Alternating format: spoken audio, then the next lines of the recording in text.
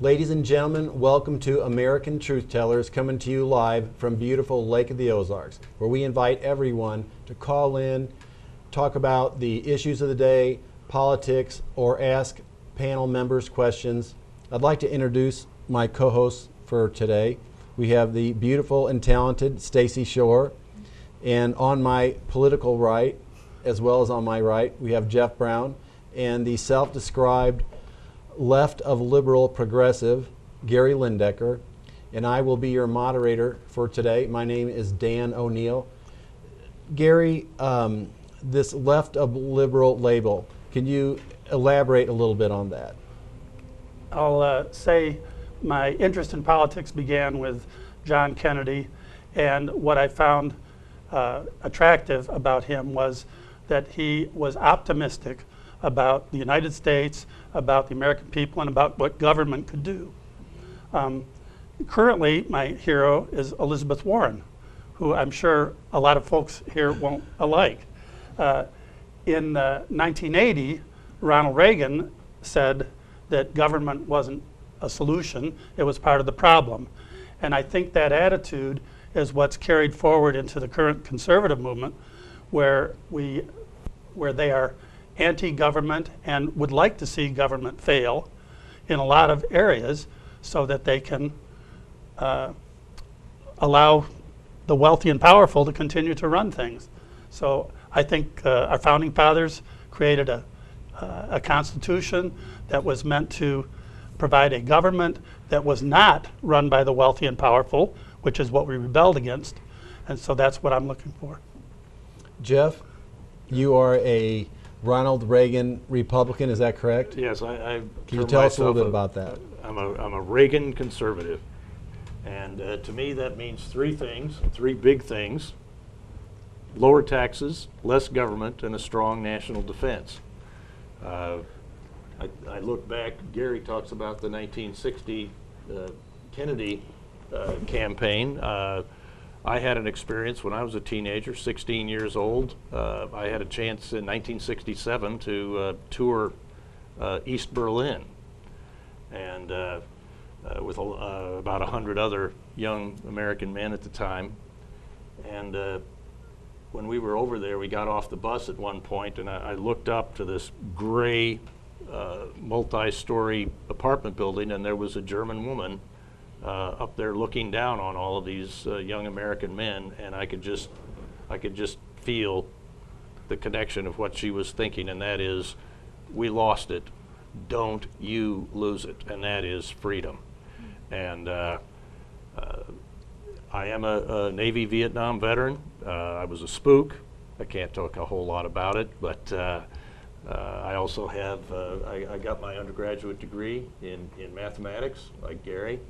I do have a couple of law degrees on top of that, but I've been a Reagan Republican for many years. Stacy, you are also in the right spectrum. How would you describe yourself, your political point of view?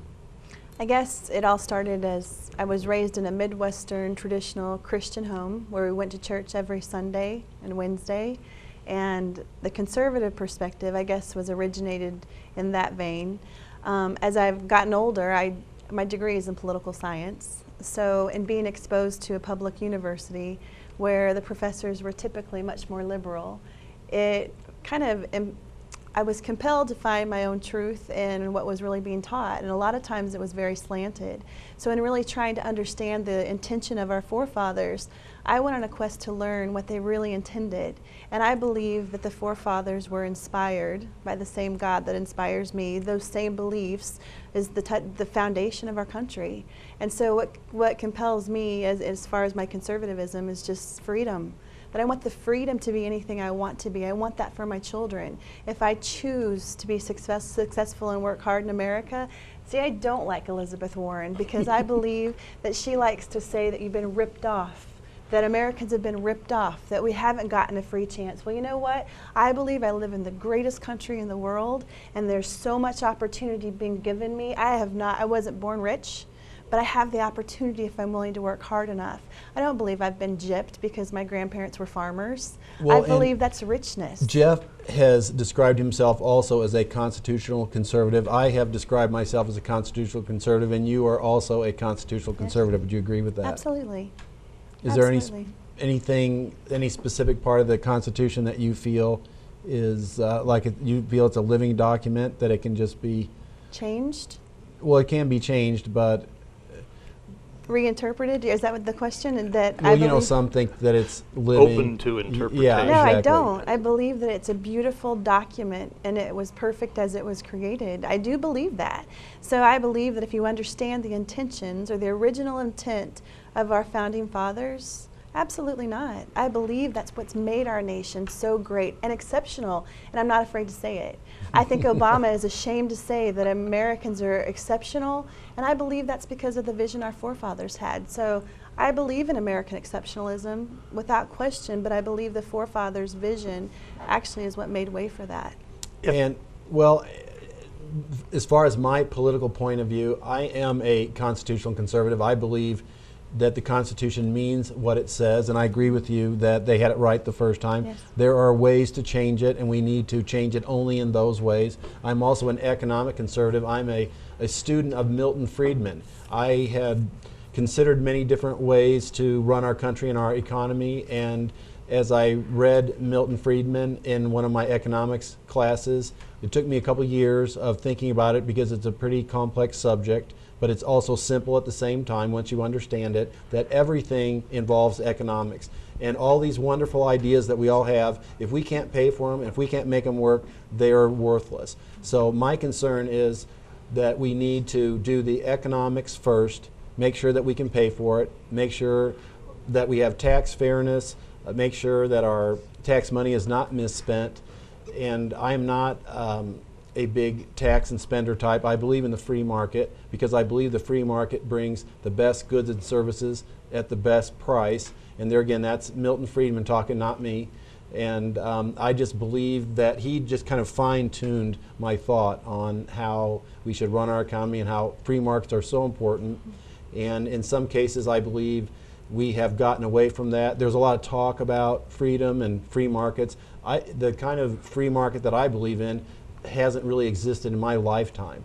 And that's one of my disagreements with some of the Republicans, some of the conservatives. They say that they are for free markets, but I don't really believe they know what they're talking about. I don't think they understand what a free market really is, because most of our free markets, there is some sort of subsidy or some special deal that they paid up through a lobbyist to get through taxes. So all that needs to be straightened out in order for our country to be straightened out. We have a lot of financial challenges right now, and I believe that our tax system, our economic system is key to fixing these problems. And Jeff and I were talking about this recently of what is it going to take to solve our economic problems, and I believe that some of these economic issues that are more or less create a domino effect of change is the kind of a game changer, is the type of things that we need to bring the country around.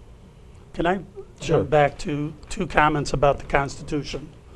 I think one of you said the Constitution was perfect as created, and the other said it was right the first time. Does that include counting blacks as 3/5, women not having the right to vote? No, that is not The Bill of true. Rights No. not being I will there? answer your question, Okay. Gary. And So that was it is, perfect as created the or just fact very is, good? it worked because those things were changed. That's right. And that's why it worked. Absolutely. But It it changed. worked. But it worked through the Jeff. You're the constitutional scholar here. How do you change the Constitution? Well, Oh, you pretty have to pass an amendment, and Yes, that's what we've yes. done. And that's what we need. 27 That's times or Yes. whatever. And So so it was the built bill- as a But it- document to change. But It was in built- his way and not through It's the other consent of the judicial governed. It's interpretation. Oh, the consent of the governed. Exactly. So in that case, then you would not agree that corporations are people. well. Because there was no amendment that said that. That was a ruling by the Supreme Court, which overstepped any reasonable bounds in doing that. I agree some problems were caused. The thing with it is, people own corporations, so That's right. it- I own a Corporations dog. are people. I own a dog. but they should own a have some farm. rights. Unfortunately, I don't know if we have enough time to cover that specific issue. I would love to talk about that. Yes. Well, there's Elizabeth Warren. That was a big part of her Sure. speech last night. Was corporations are not people. Absolutely. They're ran by people, human They're beings. run by people, well, sure. They're, So are dog care centers. what does that have to do with the economy? Just run by people I mean, doesn't. seriously. Right. They are people that run those corporations. Okay. That doesn't- Well, we could do this discussion all night, but we're going to have to come back to American Truth Tellers for another segment after the break. Thanks, folks.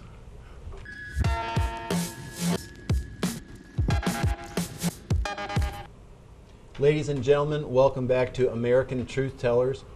One of the subjects that I believe we need to talk about to solve our financial difficulties, and I know Jeff and I really are in really firm agreement on that, Gary a little less so, and that is we believe that we need to remake the education system. Gary, could you give us your take on the education system, and I know you oppose Sure. our thoughts on that, vouchers and that. Well, I think the fundamental problem is that we're criticizing the public schools and teachers for a problem that they are not creating. We are underperforming. You look at most of the rest of the developed countries are ahead of us in a lot of areas, not higher education, but elementary and secondary education. I think the fundamental problem is poverty and I agree with failed that, by the way. communities. If you look at where performance is bad, it's where the communities fail for various reasons. It could be drugs and whatever else going on. It could be just pure poverty. That's where we have problems. Even within schools that have a mixed set of students in terms of different economic Jeff, levels. Can you agree with Gary that the poverty, his aspect, has a lot to do with the problems in education? Can you give him that much? Anyway? Yes, I can give them that much. But I know that you give us your take on the future of education, what you think needs done. Okay. Let's start from the fundamentals, and that is teachers are scarce and buildings are scarce. We pay a lot of money to train and recruit top educators. We spend a lot of money, a community spends a lot of money on school buildings. So we need to bring the price down. We do, and the way to do it is to bring technology into the education systems. Let's get our best teachers onto the internet. Let's not be so dependent on bringing our students to very expensive school buildings. Let's bring the education to the students. And in some cases, we have students of every variety. Some are far from their destination. They have to ride on the bus. Some of them maybe have a job and they can only do it at midnight. Or we have a homeschooler here, Stacy. What is your take on the education? How can we improve it? How can we keep the price down? And also, what can we do to help the homeschooler, which I am really big on? Let's clarify. I have 2 students that are in the public school, and I have my youngest is with me. And I want to agree, which is going to be rare, with one thing Gary said. We have tremendous teachers. We cannot blame the teachers because of what they're being force-fed to teach because of No Child Left Behind. As a mother, when I am told by a principal that to teach my children multiplication facts is a waste of brain power because we're a generation of cell phones and calculators, I believe that technology is not always the answer. Let teachers teach. Less is more. I've learned that firsthand by helping my children. I didn't want to be a homeschool mother. I felt like I had no choice if my children were going to get a quality education. The teachers are not the problem. God bless, I'm married to a teacher. God bless the teachers. They are being forced to teach things and to the standardized tests. Let me ask you a that's question the about your force homeschooler. point. Wouldn't it help you to do your homeschool if you could do some sort of an online course that would help you teach your... And we do. I mean, my oldest homeschooler went to 7th grade this year in the public school, and we did use that, and it was wonderful. Because I thought it'd be very helpful. Absolutely. It's just another tool in the toolbox, and I think that there are so many different situations out there. I don't think that they're easily put in one single box. There is no one size fits all, and this is where we talked before about freedom. People need freedom of choice. Teachers need to be free to teach. Well, that's right. And I'm sure you probably agree, having a background. Gary, My wife's a teacher, my daughter's a teacher. Gary, Yes. I have a question that we talked to Stacy before. She told me something about the new math that honestly, if I didn't have faith in her as a person, I'd have thought she's lying to me. Would you That's right. explain, maybe you understand there's not this math, do you recall our conversation? Absolutely. Would you explain to him, because I thought it was crazy. Well, most people, it's Turk math. So basically, when my son was a 3rd grader, word problems only. The problem was they were written by adults, for adults by adults. And the issue was 3 problems a night. But when he would bring home his work, I would have to help read him the problem. But if he used a standard algorithm, counted wrong, even if his answer was right, it was the process he used. If he used the right process and got the answer wrong, it's counted right. That to me is Now, backwards. are you familiar with that, Gary, and what's your opinion on that? I'm not familiar with the label used, new math. Turk, but I do understand the importance of process. In mathematics, you build on a set of skills and abilities, and one of the things you need to do is to understand how to do things, not just do it in your head. One thing bright students often have is they can get the problem without going through that. But at some point in your career, as you would know, having majored in math, you run into things, it doesn't matter how bright you aren't going to just get it. And you need to be able to use tools to get there and procedures. This is one of the points that she brought up, I believe, is one of these tools, multiplication tables. Yes. Wasn't that one of the Yes. tools? And that was unacceptable to do that? Is that It's a correct? waste of brain power, I was told by a principal. And I I was disagree taught with that. that way. You don't believe in... No, I disagree with, I Okay. think people should, I disagree with saying you don't need to learn multiplication facts. I think you should learn addition, multiplication facts, and so on. Yes, we use calculators a whole lot, but if you don't understand the basics, Exactly. you aren't going to be able to Yes. get all the way there. All right. See, There's I'm- a certain building process for the human brain that takes That's right. place when you're required Absolutely. to learn that 9 plus 7 is 16, Yes. and then 7 times 6 is 42. You have to have these kind of things in your mind. That's right. It actually builds your brain for critical thinking later on. Jeff, one other question I have for you. You had mentioned in the past that the vouchers, your take on vouchers. And I agree that it's a sad commentary, but go ahead and tell us about that. I'm the father of 6. All right, I'm 61 years old. My kids are all out of high school. A couple of them in college now. But my wife and I have heard this talk about vouchers for 30 years. And I'm telling you folks, you can't wait. You cannot wait. It's your children's education. I agree. And if you leave it up to the U.S. Department of Education and the public school systems today to So you're educate for your vouchers, to clarify, Oh, is that I'm right? for them, but you can't wait. So you're saying they're never going to come in They're- our lifetime, basically? Probably We never. can't bank on 'em. The teachers' unions are too strong. They've kept the technology out of the schools. That's one of the you know, major. There is one other things that point I'd I've like to learned. make. Gary, we were talking about this, and as my base of economics, that's where I live. If you can't pay for it accurately and adequately, nothing is going to work. And so here we go. This is part of my concern is for the homeschooler or any education, whether it be private schools, and that's part of why we have vouchers, I believe, why we need them, is competition. So, Gary, you also had some thoughts about how do we pay for school to make it more fair? Well, we were talking about what kind of taxes in particular should do. I'm opposed to using property tax to pay for school. There's a historical reason for that. The wealthy owned property, so the wealthy paid for the school systems. I think property tax should pay for property-related services, police, fire, roads, things like that. And I agree, but you are opposed to but- vouchers as well, though, right? I was opposed to vouchers because I believe as you take money out of the public system, which is what would be happening, we end up with more of a two-tier system than we have.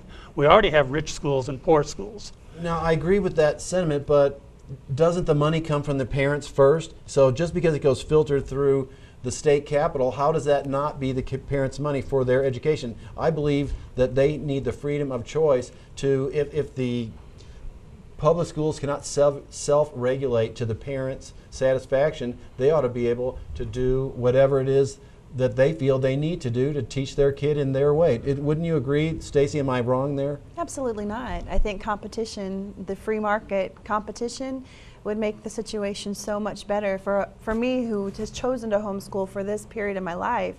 You know, you can't write off any of your, and see, this is one of the things. No. She should get write-offs. She should get, even if it's not a full voucher for a private school, if you can't live with that, I'd give them half anyway. I think that leads us into a separate system for the wealthy and for the poor, not necessarily. Folks, Only we can wealth, talk only about this poor. all day, but we have to take another break. Right. When we come back to American Truth Tellers, we'll talk a little bit about the Democratic and Republican conventions.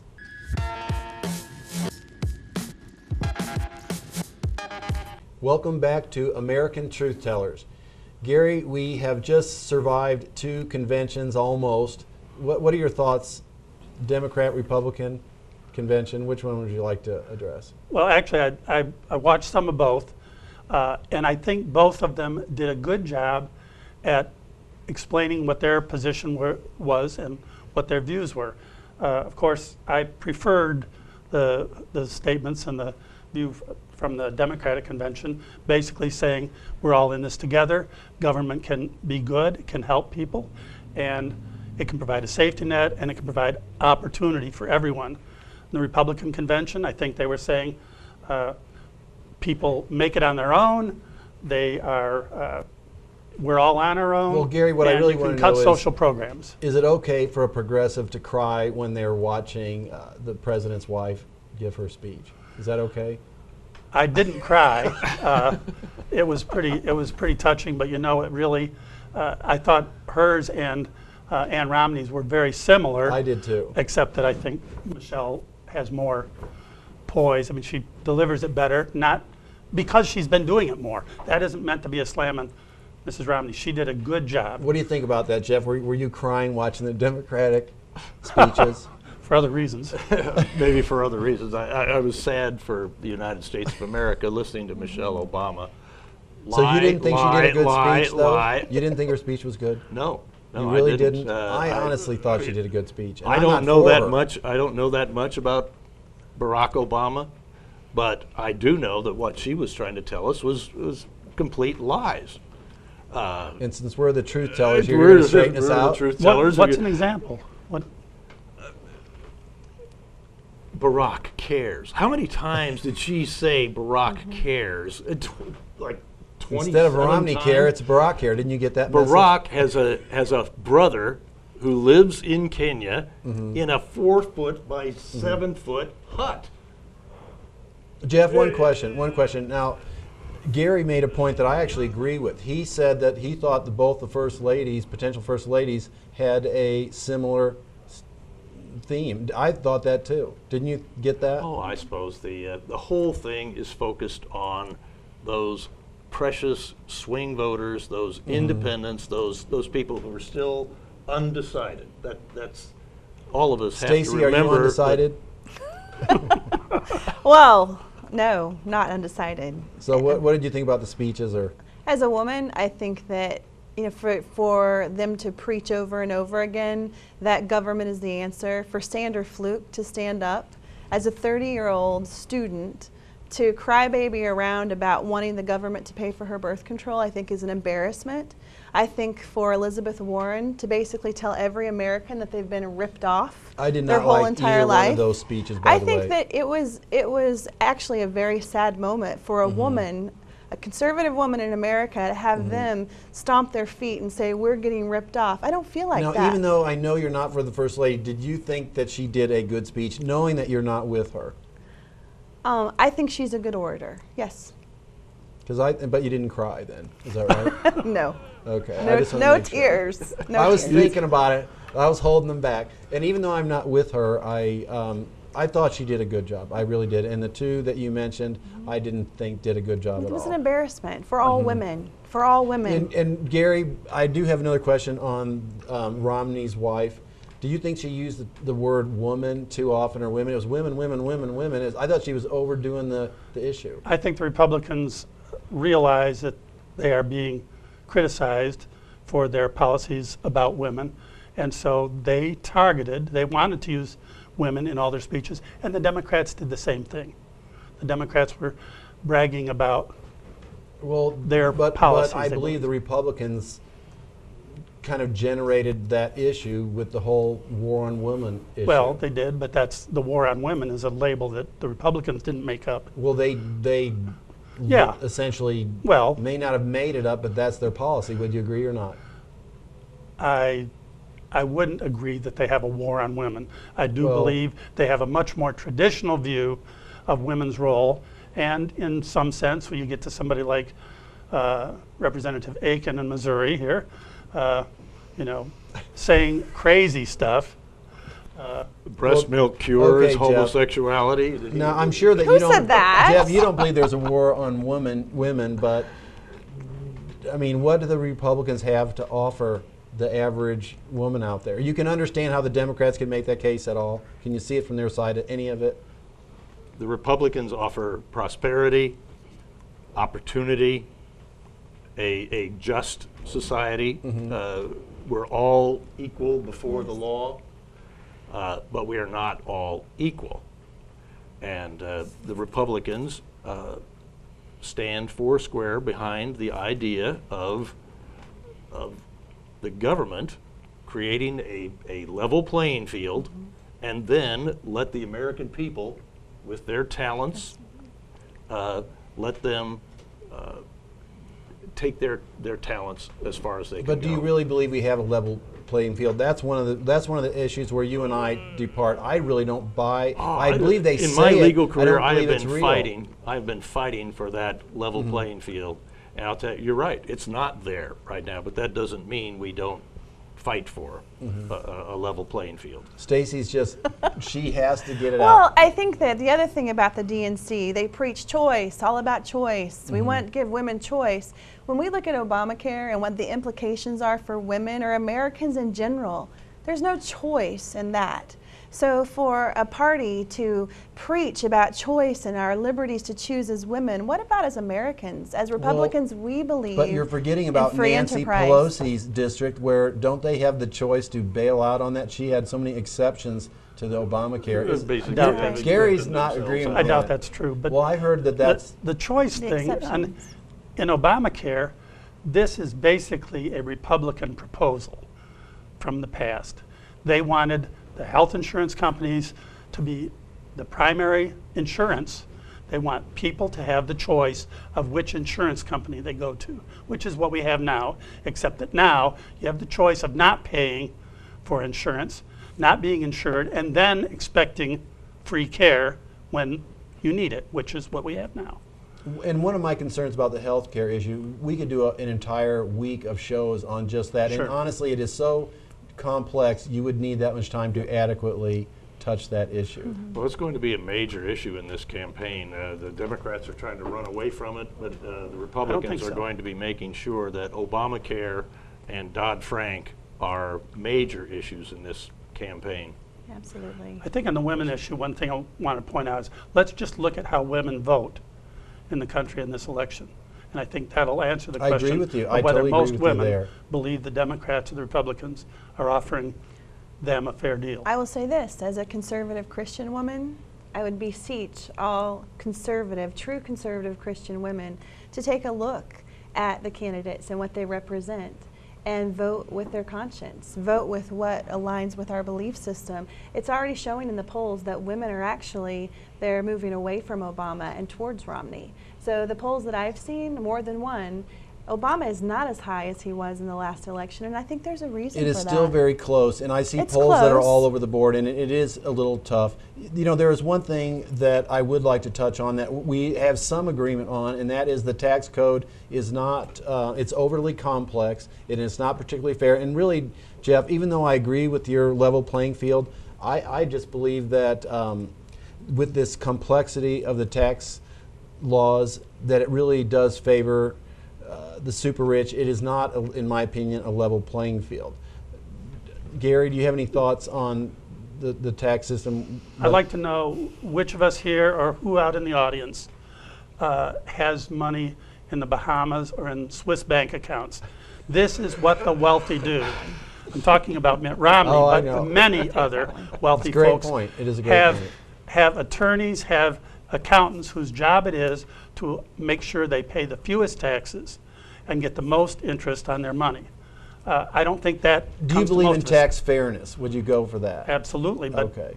we probably all have Jeff, different. tax fairness, what do you think? Well, I don't have a problem with tax fairness. By the way, I've been on the side of the desk, with that multi-millionaire on the other side of the desk telling me to, I want to pay the least amount of Right. taxes that I'm required to pay under the law. And I have no problem with but that. let me tell you, in my experience, the wealthy in this country pay a lot of taxes. That's true. I have been the one to say, okay, April 15th, you've made your estimated tax payments, you have all your withholding, you owe another $27,000 in federal income tax. Stacy, I know you've paid your fair share of tax. I think one of my concerns, maybe it is yours as well, do you feel that your tax money is well spent? Absolutely not. Absolutely not. I think that I want to address your issue with as far as it looks like Republicans are the only ones that actually have money overseas. Denise no, Rich, I would not say that. who is one of the biggest donors to the Democratic Party. Stacy, Sorry. this is one of those I agree. issues we could talk all day on, and that was a great discussion for today, but we are out of time. Ladies and gentlemen, come back to American Truth Tellers. We'll have another exciting episode, and thanks to our sponsors.